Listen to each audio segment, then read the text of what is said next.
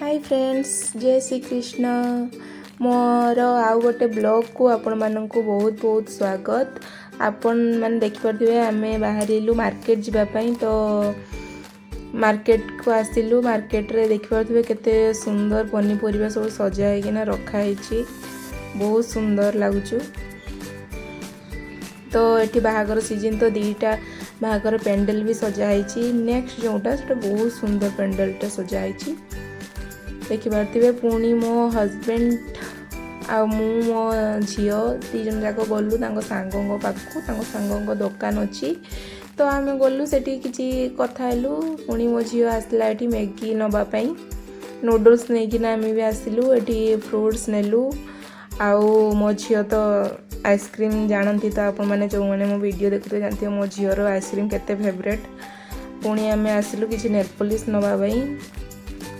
Nail polish नहीं सारा पर आम बाहरलु आम जीवाई।